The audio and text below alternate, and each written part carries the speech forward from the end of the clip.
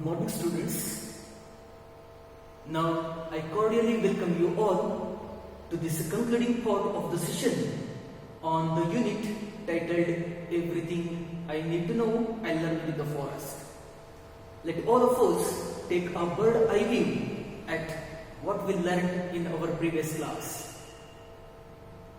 Only the other day we came across the concept titled What Nature Teaches. Under this title, Vandana Shiva makes a mention of Earth University, which is for conserving biodiversity. According to Vandana Shiva, Earth University is located in Navdanya Farm with the intent of conserving biodiversity. Vandana Shiva has established this Navdanya Farm where number of participants learn many things in it under Earth University. Today, we the human beings are in the era of modernization.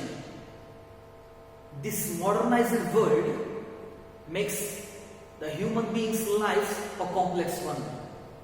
So, number of problems are being increased today. This is how our life becomes so complex one.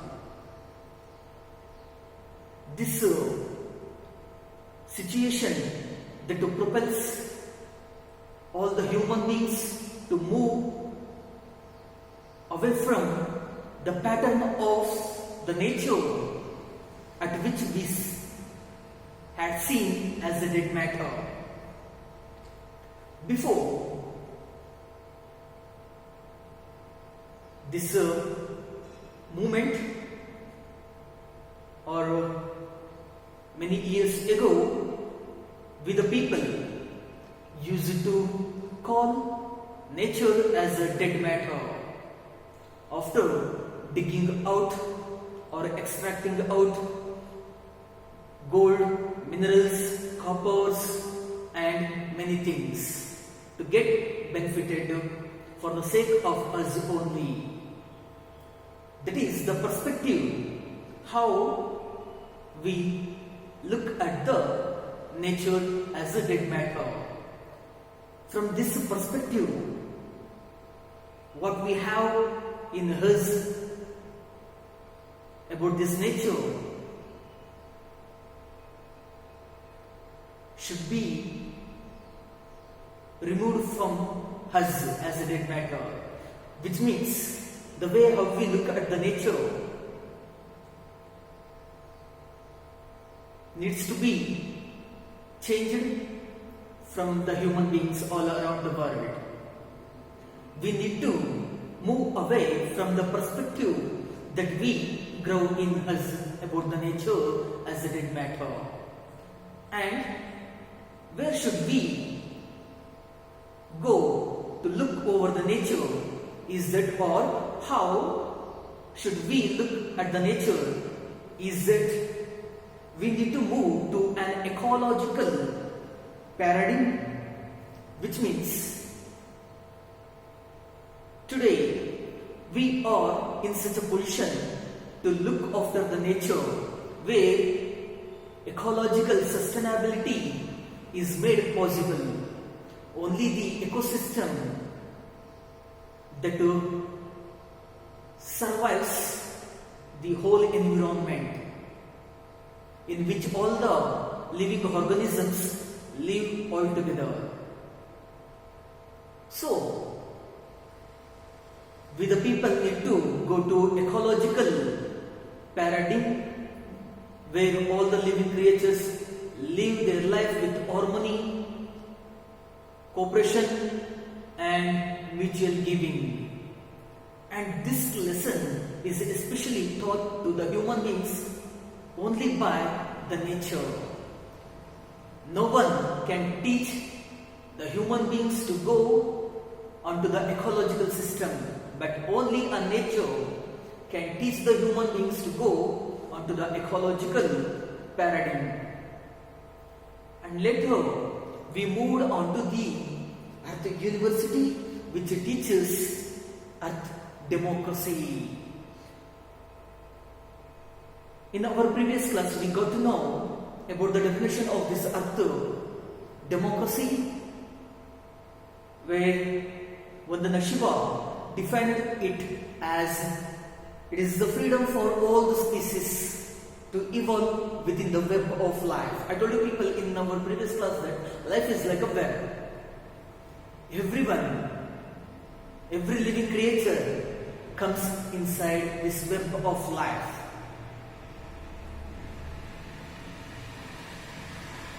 The living organisms who live their life inside this web of life should get the freedom. This is what do we see in terms of Earth democracy. This is what Earth democracy says us all about. The freedom for all the species should be provided, which means freedom needs to be given to all the living organisms which live their life in the web of life. And we the human beings, as we are the part and members of this Earth family, need to take the responsibility upon our shoulder to respect, protect and recognize the other species rights, which means the rights of other species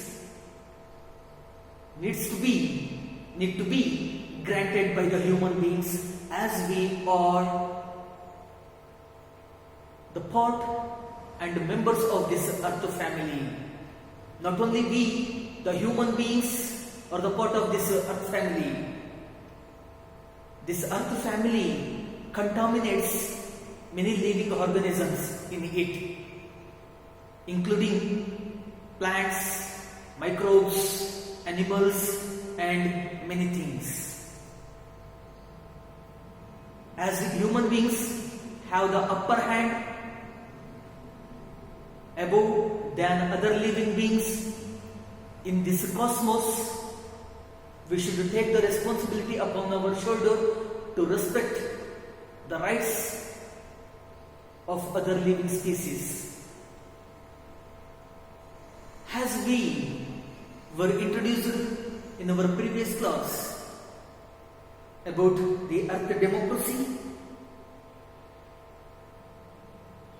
we got to know about the meaning of this Earth democracy in our last class.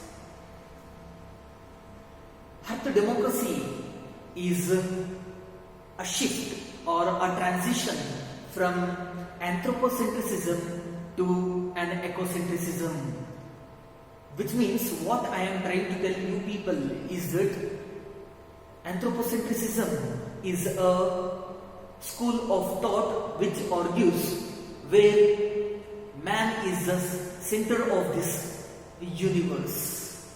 From this perspective, we change our perspective in looking towards the ecocentrism, where Earth democracy is established towards the ecocentrism, which means ecocentrism means to be said as a social thought, which means it's a social thought which argues where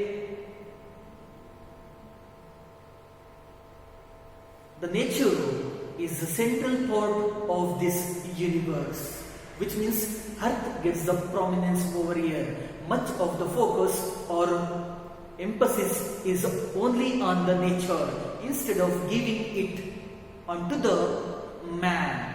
Now the ecosystem becomes the central element of the universe. This is how Earth democracy comes into presence and gets the prominence. and we all the people depend too much on this earth.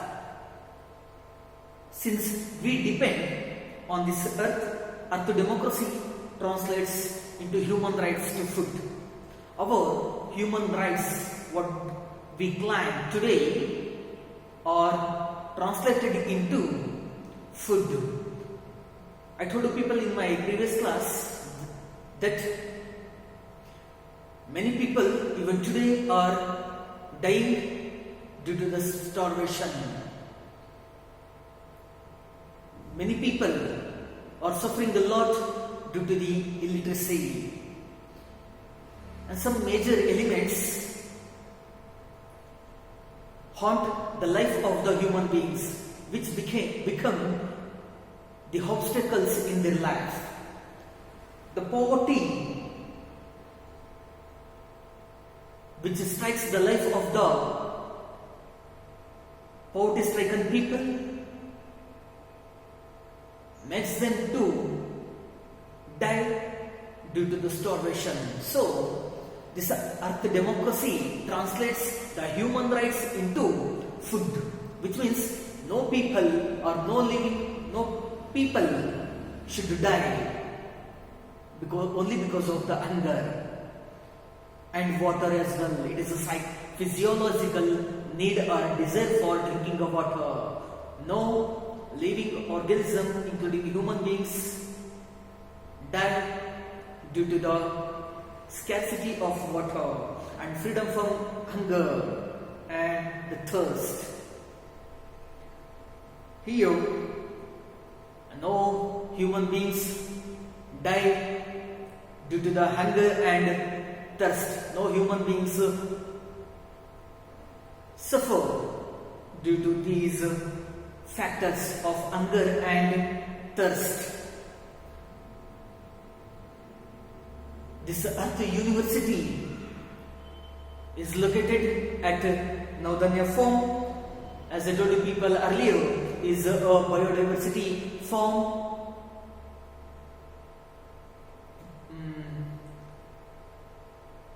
Conserving the biodiversity in it. There are many participants working together with the living seeds, living soil and the web of life as well. And in this present paragraph, we the people come to know about the participants who take their participation in this Naudanya farm. They are farmers, school children, people from across the globe. The people from all the nooks and corners of the world come forward to take their participation in this Naudanya farm, to live their life with the living seeds, soil and the web of life. And only 2 major courses are learnt by the participants. They are A to Z of organic farming and agroecology and Gandhi and globalization. These concepts are taught to the participants who live their life with the living soils, seeds and the web of life. Later, we made our way in our previous class onto the poetry of the forest. The Earth University, which is located at Naudanya Farm, gets an inspiration from Rabindranath Tagore, who is a national poet and Nobel Prize laureate, which means laureate, I told you people the meaning that is associated with this word of laureate, which means a person who gets awarded for achieving something in a particular area is called laureate, which means in another way we can say that Rabindranath Tagore is the recipient of Nobel Prize for his contribution. The Earth University gets an inspiration from Rabindranath Tagore. Tagore started a learning center in Shantiniketan, located in West Bengal, as a forest school. In the initial stage of the development of this Shantiniketan, it was built as only a forest school by Tagore. He began a learning center in the midst of the forest in West Bengal, called it as Shantiniketan. Why did he build such a learning center in Shantiniketan? Is it only to take an inspiration from the nature and to create an Indian cultural renaissance, which means the Indian culture needs to be revived or needs to be what we call rebirth, should be got by the Indian culture. Our culture, as we are in this modernized world, gets vanished. We the people are imitating many people's rituals, traditions and conventions today, as we are fascinated by their values. So our culture has fallen down. Therefore, to lift our values and culture up, we need to move on to the nature where we learn many values in it. This is what our Rabindranath Tagore says about the Indian cultural renaissance. This school, which was built earlier by our Rabindranath Tagore, became a university in the year of 1921 as it got popularized, and it grew up into one of the major and famous centers of learning across India. Now, this Shantiniketan is identified as one of the major centers of learning across India. This is the point where I stopped teaching you people in our previous class. Let's make a move on from the very next paragraph. Here, what do we see is that today, just as in Tagore's time, we need to turn to nature and to the forest for lessons in freedom. And here, what our Vandana Shiva tries to tell our readers is that just as in Tagore's time, again, Vandana Shiva cites an instance taking Tagore's time when he lived his life. We need to turn to nature. That is what Tagore does while living his life. Tagore turns his attention and focus over the nature so that he established his whole school and named it as a Shantiniketan and made available the education to all the people, all the students from underprivileged social background.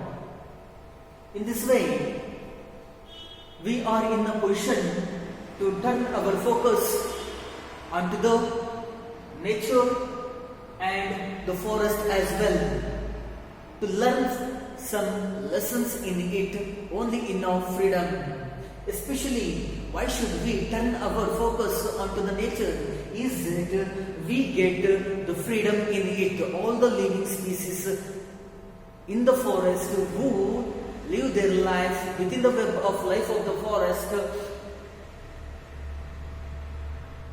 survive their life having the freedom. They live their life having much freedom, cooperation and mutual giving. So no species in the forest take another species' shade forcibly. So the freedom is available to all the living species in the forest. This freedom that enables all the human beings to learn many lessons.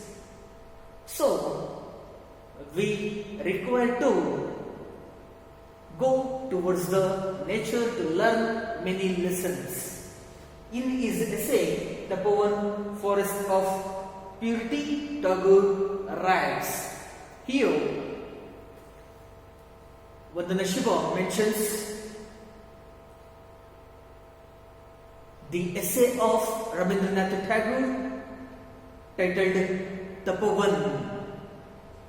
What Tagore writes in this Tapovan, which means a forest of purity, is that Indian civilization has been distinctive in a sense. What Tagore has written in his essay is that he understands the civilization of India on his own.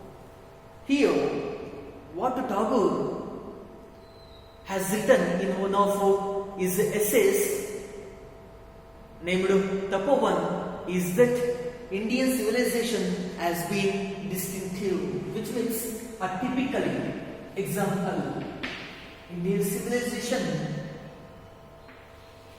has been an example, or we can say that Indian civilization has been a characteristic or a feature.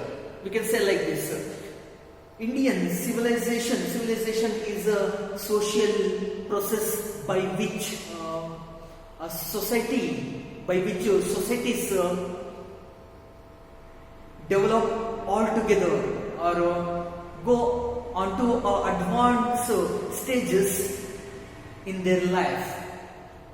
What I say is that, what I mean to say is that this civilization represents a social process by which, whereby societies achieve an advanced stage. This is what we call a civilization. This is what our Rabindranath Tagore understands about the civilization.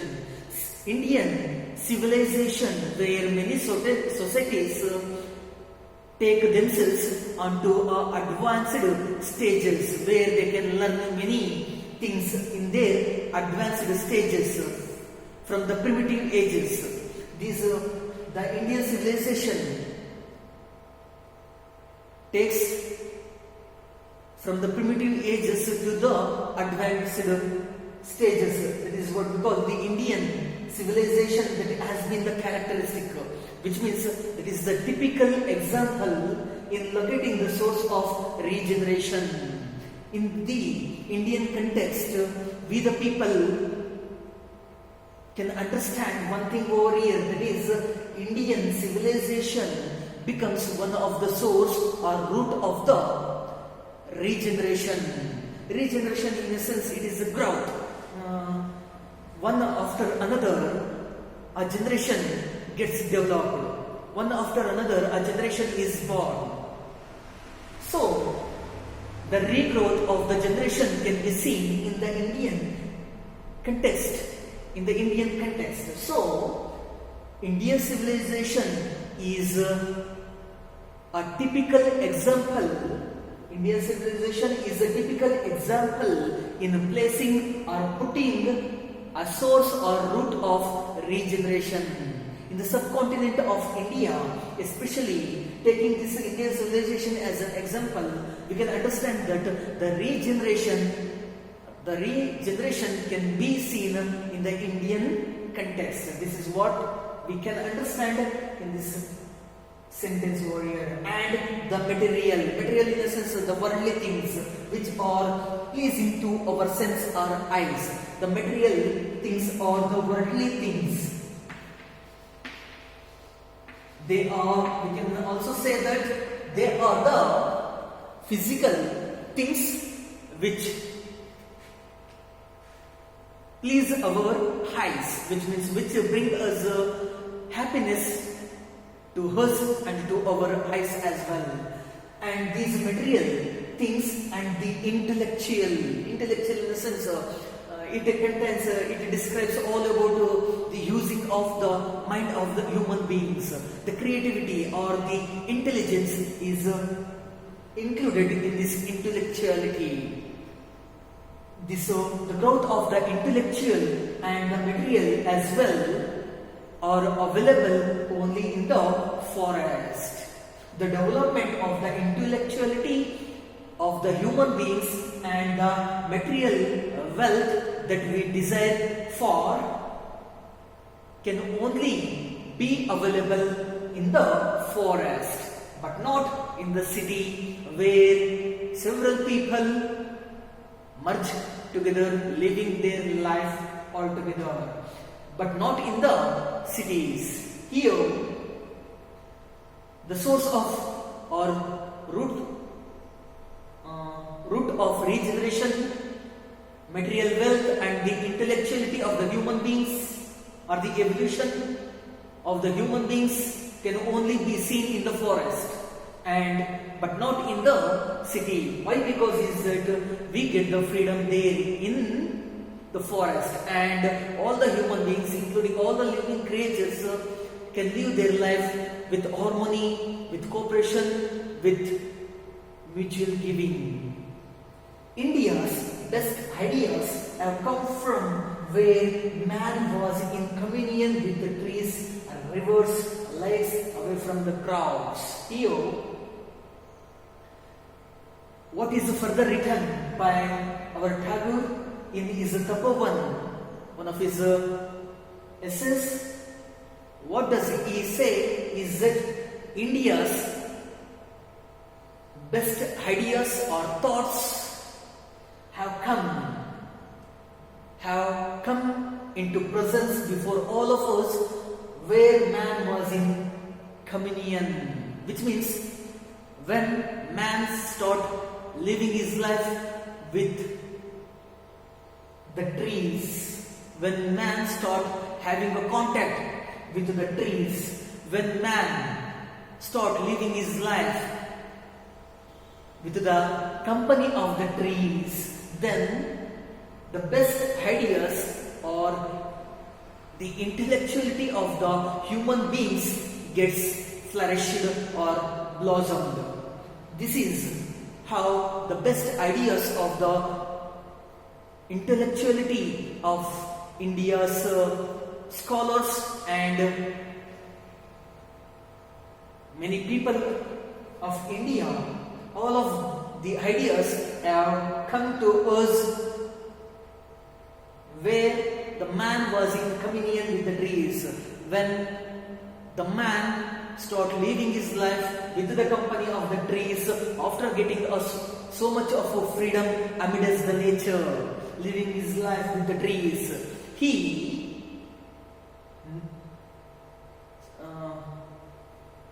produces his best ideas and put all of them before us. This is how the best ideas of Indian citizens come before all of us, and rivers as well.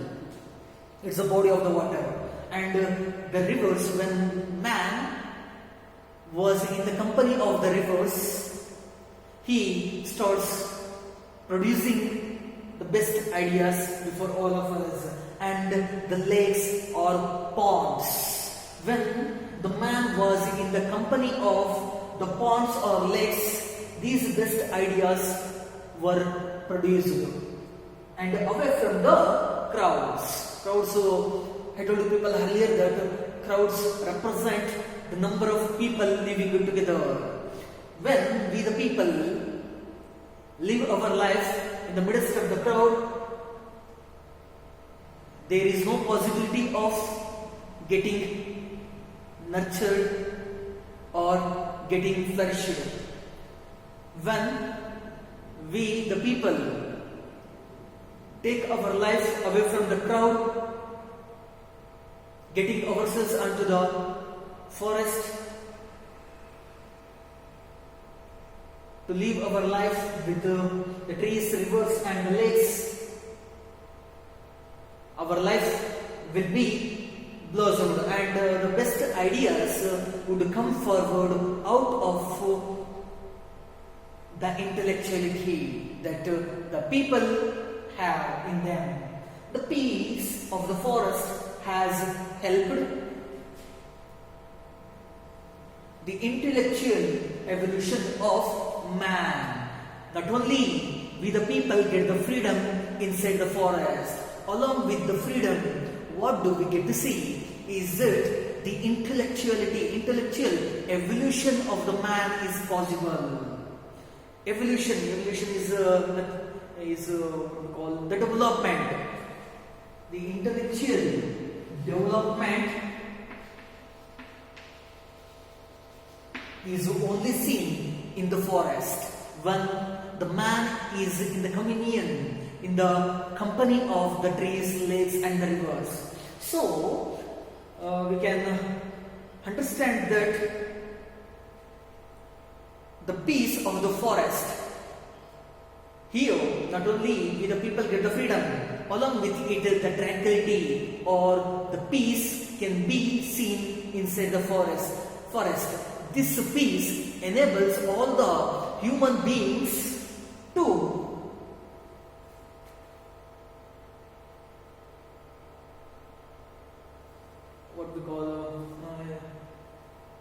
this intellectual evolution or development of the human beings is possible only through the forest where peace is available to us. This peace enables all the human beings to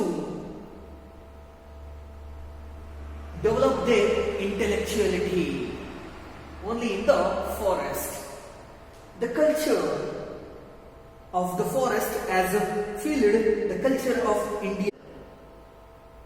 Of the forest, we can see in the forest a culture can be seen that is being followed in the forest, a sort of a kind of culture or rituals are being followed in the forest. This culture of the forest that has filled that culture of Indian society. Here filled, which means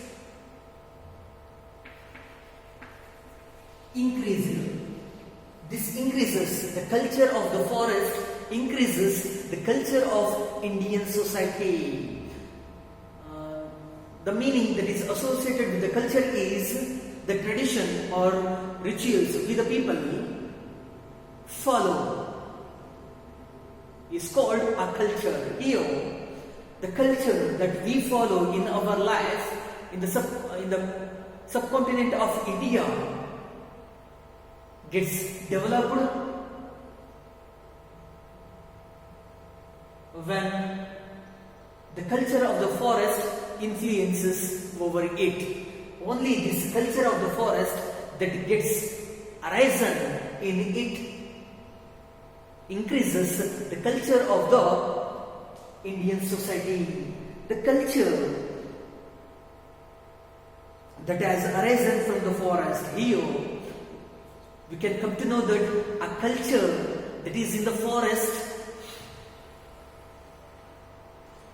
the culture that gets emerged from the forest, a typical or specialized culture emerges from the forest. And not only we the people have a culture in the cities and the villages, Coming on to the forest, there we can also see the existence of the culture in the forest as well. So in this culture that is seen or which gets emerged or which gets arisen from the bottom of the forest has completely been influenced. This culture which gets arisen from the forest has completely been influenced or impacted by the diverse processes of renewal of life. Here, life always gets afresh, which means life is like a water flowing, which means our life is not always steady. It keeps moving forward. It keeps moving to the future days. Life is not always consistent. It keeps moving as we pass our days. And as the days pass on, we will put our foot onto the future days. And there, in those days, we can come across the diverse processes, which means our life involves in the diverse or various processes which put the human being's life in a process in the life cycle, which means as we pass many days in our life will be under the various processes of life. Life is like a cycle. Every human being come under this. Every human beings come under this cycle of the life. So we can meet with the various processes of renewal of life, which means the renewal of life is that what is meant by renewal of life is that our life gets afresh, which means our life gets a new form of life. Actually, I will give people an instance over here. What we are today is not what we were in our childhood days. Our life changes to a new one as we are growing up. In this way, a new form has taken place in the life. The renewal of life gets formulated in the processes, taking varieties of processes. So, the culture which gets arisen in the midst of the forest has completely been impacted by the diverse processes which enables the renewal of life, which are always at play in the forest. Only these renewal of life are always at play in the forest, which means these can only be made possible in the forest only, where we can get the peace, liberty, equity, unity, and diversity as well among all the living species, especially in the forest, out of the crowd. So, Vandana Shiva tries to tell her, what Vandana Shiva tries to tell her readers is that a culture that gets influenced by the various levels of processes of the renewal of life as our life gets afresh. Varying from species to species. This processes of renewal of life differ from one species to another species, from one breed to another breed. The processes of renewal of life keep changing, and from season to season. Season is nothing but a period of a year. From one season to another season, the processes of renewal of life changes. It goes on changing.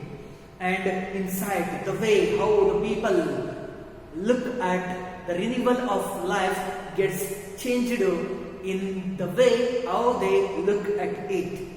And the sound in perceiving or in getting heard about the renewal, the processes of renewal of life changes in the sounds as well, and the smell, the sense, which means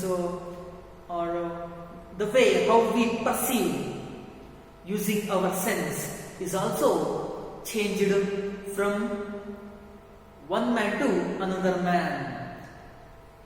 The unifying principle of life in diversity of democratic pluralism thus became the principle of Indian civilization. Here in the Indian subcontinent we have a principle to follow, that is a unifying principle. We all live our life being united. And we the people know that India is a country where we can get to see the diversity in it. For example, if we take the example of the religion, many religious people live their life inside our country. For example, Hindus, Muslims, Christians, Jainis, Buddhists, Zoroastrians, Jews, and many religions. As our country is a place of diversity, it achieves the unity as well in terms of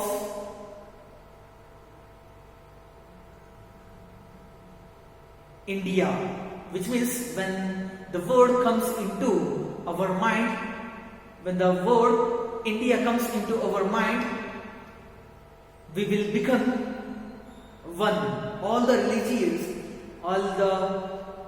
religious people would come forward to say oneness or wholeness. This is what we call the unifying principle. This principle becomes one of the rule of our India. The unifying principle of life in diversity. I told you people earlier that we have achieved a unifying principle or unity, though we have a diversity in us.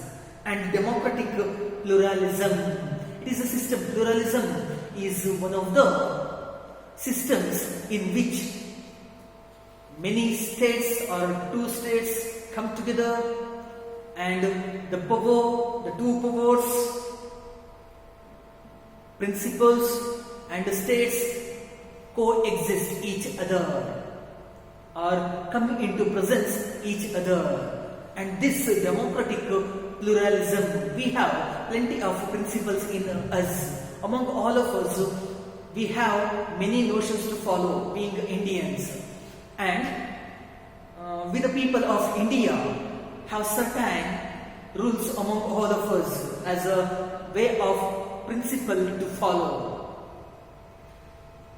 Thus, we have a democratic pluralism, having many states among all of us, and many principles, many groups of people live their life inside this country, and the sources of authority are also various inside this India, coexist each other. This is what we call the democratic pluralism. This became the principle of Indian civilization. Both of them became the principle or rule of Indian civilization, which needs to be followed by the Indian citizens. Let's make a move on to another slide over here. It is this unity in diversity that is the basis of both ecological sustainability and democracy. The unity in diversity. I told you people in our previous paragraph that the unity is achieved by the Indians, though we have the diversity. I will give you people an example over here. That is when we start looking at the forest, there are a number of varieties of living species or organisms who live their life all together. And as I told you people earlier, in terms of the communities or the religions, there are several religious people live their lives in the subcontinent of India. This is what we call the diversity. And here we have achieved the unity in terms of India.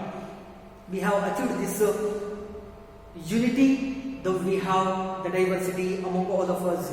That is the basis or foundation of both ecological sustainability, which means to sustain this ecological system or preserve or save this ecological system, what is required or needed is that the unity must be taken into consideration. The unity needs to be achieved in the diversity, which becomes the foundation for both the ecological sustainability. To save this ecological system in which all the living species come under, to save this, what we need to do is that we need to create a unity in the diversity and the democracy as well.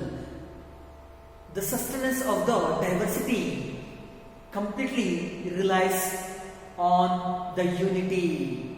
This is how the unity becomes the major foundation or root to sustain both the ecological sustainability and the democracy as well. Diversity without unity becomes the source of conflict and contest. If we have diversity, taking an example of the religious people, having many religions like Christians, Hindus, Muslims, Zoroastrians, Buddhists, Yehudis, and Jews as well. This is what we call the diversity. It is a best example for the diversity. The diversity without unity becomes the source of conflict and contest. We have a diversity among us having if we have diversity among all of us having no unity among us becomes the conflict and contest. Which means what I am trying to tell you people is that the existence of the diversity having no unity among the people becomes the ground or root for the conflict, which means the quarrel or the quarrel that always takes place among the people when we have only diversity without having unity. The concept of unity only enables the people to have the peace in them. They can live their life very comfortably when we have unity among all of us. No other force can surpass us, no other force outside our country acquire us and contest as well. If we don't have unity among all of us, it becomes the contest, which means a participation, a competition comes into existence among the people. Unity without diversity becomes the ground for external control. You assume yourself that if we have a unity among all of us having no diversity, having no various of people, having no various of living organisms among all of us, it would become a external, what we call, it would become a external ground, it would become a ground for external control. When we have a unity, having no diversity among all of us, external forces outside India would come and would start acquiring a control over us. This is true both of nature and culture.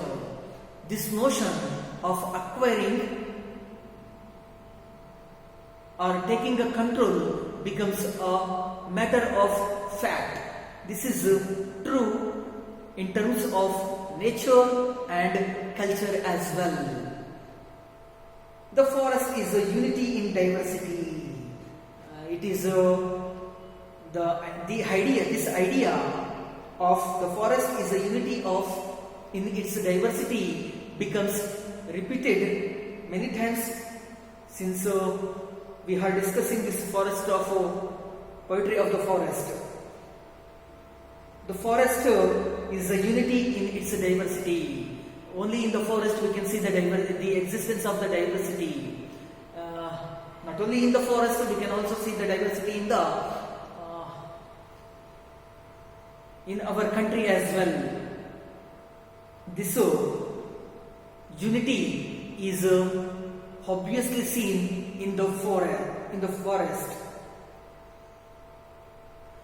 Unity is best achieved in the forest, where we can see the diversity, where all the living organisms live their life within the web of life, having cooperation, mutual giving, taking no share of one's position, and all these things makes possible to have the unity, though they have the diversity among themselves. Today we are united with the nature through our relationship with the forest, and here all the people are connected with the nature. We are all connected, which means through our relationship with the forest. Today we come into connection with the nature after having an intimate relationship with the forest. When the people start going towards the forest, this makes the people to have a connection in between the nature and the human beings. In Tagore's writings, the forest was not just a source of knowledge and freedom. Much of the Tagore's writings, what do we get to see is that forest was not just only the source of knowledge and freedom. The concepts like knowledge and freedom are not only confined to get in the forest. They are not only the two things that we get from the forest. Beyond these two concepts like freedom and knowledge, we can get more out of this forest. So that forest was not merely the source of knowledge and the freedom. Beyond these two concepts like knowledge and freedom, we can gain something which is needed to us. It was the source of beauty and joy. What we rather get from the forest is that there is the source of beauty. The beauty which pleases us. The beauty which brings us a happiness in us. That is seen in the forest. The beauty lies all over in the nature. The beauty is seen only in the nature. When we start gazing our view at the nature, we will certainly be pleased after taking our view at the nature. This way, we can see the source of beauty in it, and also the joy. The plenty of joy or merriment can be seen in the forest. Not only the knowledge and freedom, and the art as well. and the way that we cultivate characterizing our character, what we call in building our character, or the way how we develops our life is also seen in the forest. And the aesthetics, the appearance of the forest is a pleasing one that brings us a happiness in us. That's what we call the aesthetics, which means pleasure in the appearance of the nature that makes us to be happy, and of harmony and perfection, which means harmony. And here we the people can learn many things, how to live our life with harmony, how to live our life with agreement, how to lead our life with cooperation. All these things come under this harmony is only learnt in the forest and the nature as well. The perfection, being perfect, the way of being perfect or getting perfection is learnt in the forest. It symbolized the universe, all these things that we get, the beauty, the joy, art, aesthetics, harmony, perfection, all these things represented the entire universe. Not only it is confined to our India, it represents the entire universe or cosmos. The forest teaches us the union and compassion. The union, which means the forest is the only thing which teaches us a lesson all about the union, which means living together. We the people can't live our life can't live our life without the nature, without the society. We need to cope or adjust with other living creatures in our nature, in our surrounding. In this way, we learn a lesson to live our life being joined together. This is a union and compassion. And when you people see a deprived people like beggars or the people who die because of the hunger or starvation, you would show your sympathy. That's what we call the compassion. And these lessons are learned by us only in the nature. Especially this nature or forest teaches all of us about the compassion and union. Dear students, let's make a move on to another slide. The forest also teaches us the enoughness. The sufficientness or abundantness is taught by the nature or by the forest to all of us. The presence of the abundanceness or enoughness is learnt by us only by the forest. Forest teaches all of us. It makes us to learn about the enoughness.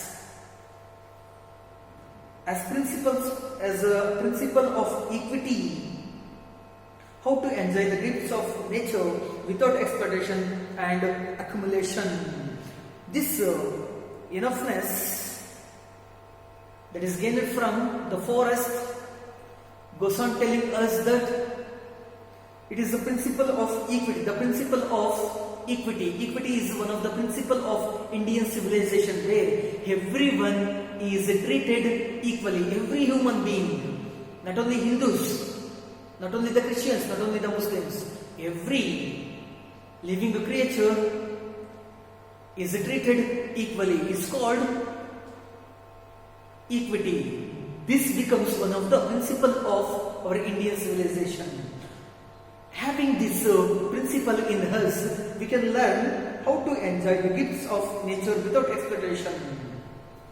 and we can learn many things, how to enjoy, how to spend our life without exploitation, without the discrimination, without putting our force on anyone else. We can enjoy our life. And the accumulation is start gathering many things, having many desires in us. This is what we call the accumulation, gathering the things that we desire for. Without gathering the things in us, and without the exploitation, we can enjoy our life. This is taught by our nature and the forest. Tagore quotes from the ancient text written in the forest. Here, Tagore writes as the exact words. Tagore writes the exact words which are written in an ancient text over here. In this, in the following line, our Rabindranath Tagore has mentioned the exact words as they are seen in one of the texts. But the name of the text is not given over here. This text is written by someone else, and the name of the author is not also given over here. Here, but taking one of the books which belongs to the ancient text, our Tagore has quoted like this: now all that moves in this moving world is enveloped by the God. Now we the people need to know. We must be aware about what? Here you see, all that moves, all the things that move all along, whatever it may be, whoever it may be, everything that moves, that keeps going forward in this moving world. The world is also moving. Along with this moving world, we the people need to go all along with this moving world as enveloped by the God. And all the things which are moving along with the moving world is enveloped or completely covered by the God, because God is omnipresent. God is everywhere. God is everywhere. This entire world is enveloped. All the things are enveloped by the God, which means are completely covered by the God. And find enjoyment through renunciation, which means renunciation is the rejection of what we have, the rejection of the things that we possess in us, the rejection of the physical pleasures of the life. By rejecting what we have in us, we can enjoy our life. Only renunciation can make the human beings to enjoy their life. So we can enjoy our life after rejecting what we have in us, and not through greed of possession. It is a strong desire. Greed is a strong desire. After having this strong desire in us, we start accumulating many things in us. That is what we call the possession. We the people start gathering many things in us, so that we possess a lot of things in the form of a gold, wealth, in the form of money, and thus we start accumulating many things in us. When we leave all these things, when we put all these things away from us, by giving all of them to the needy people, we can enjoy our life by this renunciation. This renunciation makes all the human beings to enjoy their life. No species in the forest appropriates the share of another species, which means no species in the entire forest appropriates or take or use of another species share. And we can't see any species in the forest taking another species share. It can't be seen in the forest, but in the human society, people having a strong desire in them, having a much greed in them, people start accumulating many things in them in the form of money, gold, property and many things. But in the forest, coming on to this forest, no other species in the entire nature would take the proportion or share of the another species. Every species sustains itself in cooperation with the others. Every breed or living organisms in the forest sustains or preserves itself in cooperation with the other living species. It is capable of doing things with the cooperation of the other species. It can sustain itself, which means what is needed to eat will be given by the other species so that it can survive in the forest. This can be only taught in the forest. This can only be learned by us in the forest only. The end of consumerism and accumulation is the beginning of the joy of living.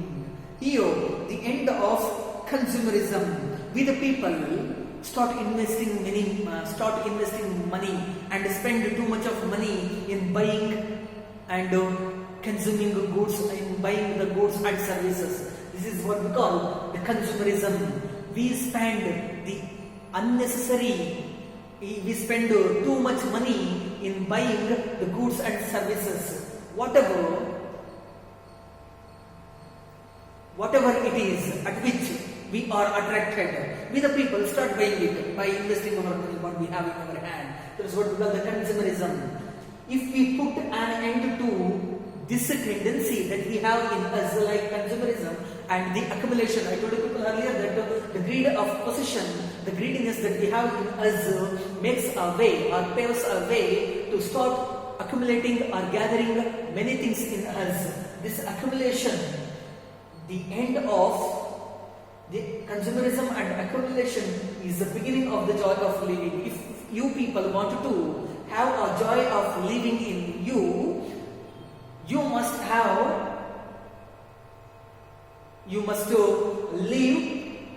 put an end to the consumerism and accumulation.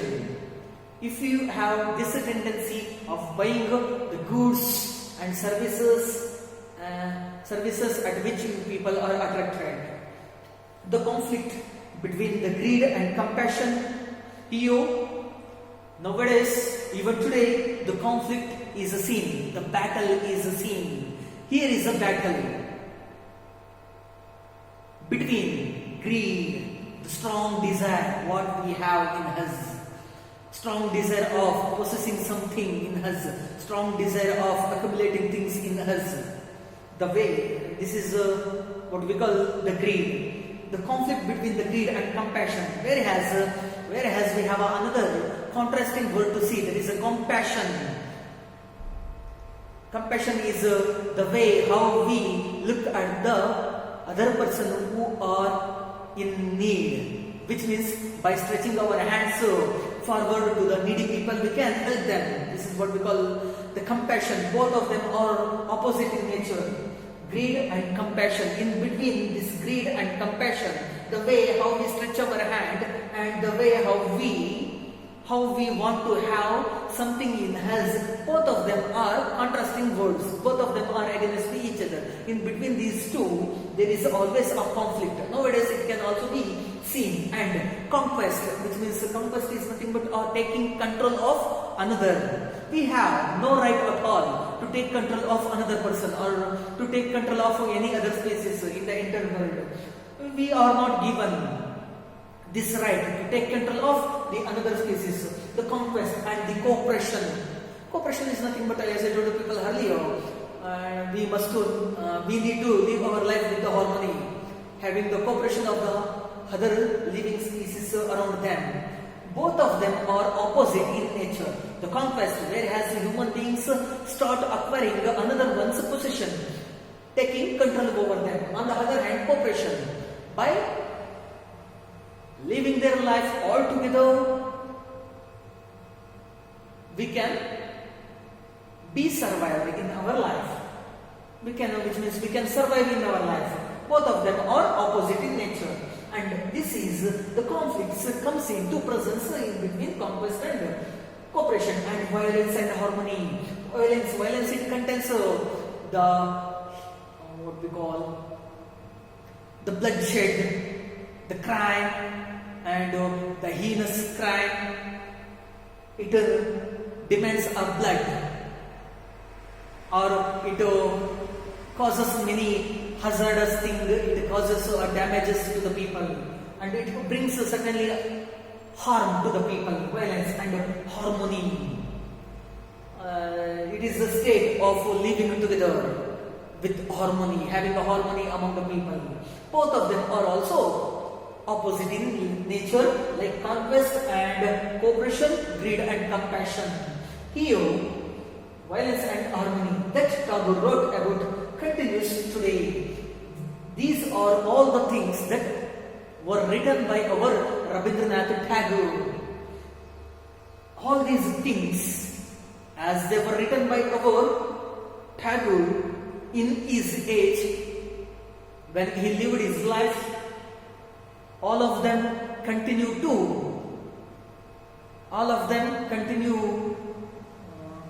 today, which means so they are in existence. Even today, these things can be seen around us. And it is the forest that can show us the way beyond this conflict. Among all the human beings, among all the living species or organisms surrounding in our nature, we can see this conflict comes into existence.